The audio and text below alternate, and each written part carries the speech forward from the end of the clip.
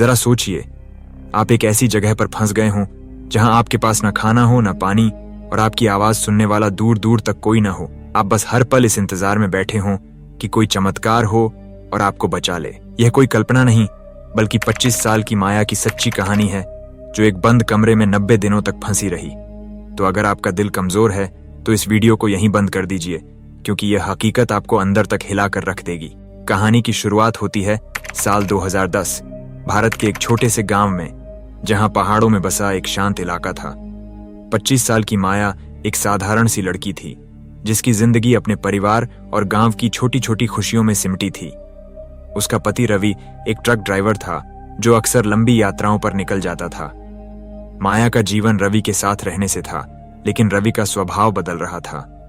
रवि का लगातार बढ़ता उदासी और गुस्सा माया के लिए चिंता का कारण बन रहा था। एक दिन रवि ने माया से कहा कि वह उसे एक खास जगह ले जाना चाहता है, जहां वे कुछ समय अकेले बिता सकें। माया को रवि की बातों पर भरोसा था और वह खुशी खुशी तैयार हो गई। रवि उसे एक जंगल के बीच सुनसान रास्ते पर ले गया। वहां एक कई साल पुराना गोदाम था। रवि ने माया से कहा, बस थोड़ा अंदर चलो, मैंने तुम्हारे लिए कुछ खास रखा है। जैसे ही माया ने गोदाम के अंदर कदम रखा, रवि ने बाहर से गोदाम का दरवाजा बंद कर दिया और ताला लगा दिया, और रवि वहां से चला गया। माया की चीखें उस सुनसान जंगल में गूंज कर खत्म हो रही थीं। रवि ने उसे वहां छोड़ दिया, यह कहकर कि वह अब उसकी जिंदगी में बाधा बन चुकी थी।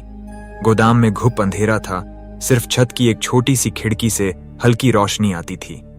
माया ने दरवाजे को पीटना शुरू किया, चीखी, चिल्लाई, लेकिन उसकी आवाज जंगल के सन्नाटे में खो रही थी। पहले दिन वह सदमे में थी। उसे विश्वास नहीं हो रहा था कि जिस इंसान पर उसने इतना भरोसा किया, उसने उसे इस तरह धोखा दे दिया। गोदाम के एक कोने में उसे एक पुराना मटका मिला, जिसमें थोड़ा सा पानी था और कुछ बासी रोटियां पड़ी थीं। माया ने समझ लिया कि यह उसका एकमात्र सहारा है। भूख और प्यास की जंग। पहले कुछ दिन माया ने रोटियों को छोटे छोटे टुकड़ों में बांटकर खाया। पानी को भी उसने सावधानी से इस्तेमाल किया। 5वें दिन तक रोटियां खत्म हो चुकी थीं और मटके का पानी भी सूख गया था। भूख और प्यास ने माया को कमजोर करना शुरू कर दिया। एक रात जोरदार बारिश हुई। माया ने खिड़की के नीचे एक टूटा हुआ कटोरा रखा और बारिश का पानी इकट्ठा किया। उसने अपनी साड़ी के एक टुकड़े से पानी को छान कर पिया।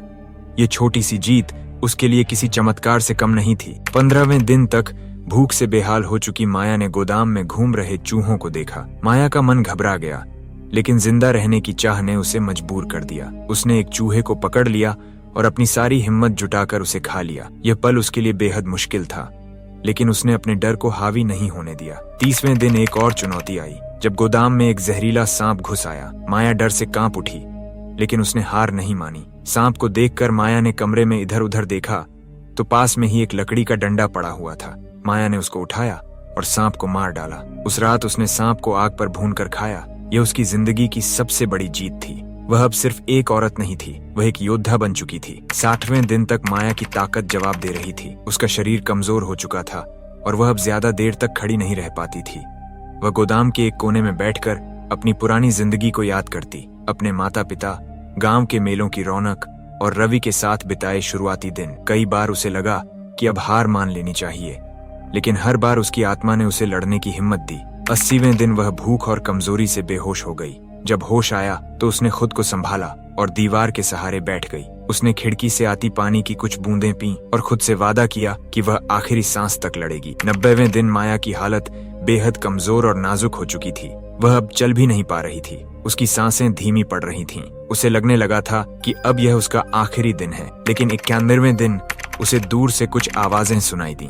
पहले तो उसने सोचा कि यह उसका वहम है, लेकिन फिर उसे जंगल में लकड़हारे की कुल्हाड़ी की आवाज साफ सुनाई दी। उसने अपनी सारी ताकत जुटाई और खिड़की की ओर रेंग कर गई। उसने एक पत्थर उठाया और खिड़की पर जोर जोर से मारने लगी। पत्थर की आवाज लकड़हारे तक पहुंच गई। लकड़हारा आवाज की दिशा में आया और उसने देखा कि कमरे में एक औरत है। उसने गोदाम का ताला तोड़ा और अंदर का नजारा देखकर हैरान हो गया। माया को देखकर उसे यकीन नहीं हुआ कि कोई इतने दिन तक जिंदा रह सकता है। उसने तुरंत गांव वालों को बुलाया और माया को अस्पताल पहुंचाया गया। अस्पताल में डॉक्टरों ने माया को देखकर कहा कि उसका जिंदा रहना किसी चमत्कार से कम नहीं है। पुलिस ने रवि को गिरफ्तार कर लिया और उसे माया की हत्या की कोशिश के लिए उम्र कैद की सजा सुनाई गई। कई महीनों के इलाज के बाद माया शारीरिक रूप से ठीक हो गई। उसने अपने गांव में एक छोटा सा स्कूल खोला जहां वह बच्चों को पढ़ाने लगी और स्कूल के बच्चों को अपनी कहानी सुनाकर उन्हें हिम्मत देती है। माया की कहानी हमें सिखाती है कि इंसान की इच्छा शक्ति से बढ़कर कोई ताकत नहीं, चाहे हालात कितने भी मुश्किल क्यों न हो। उम्मीद और हिम्मत के साथ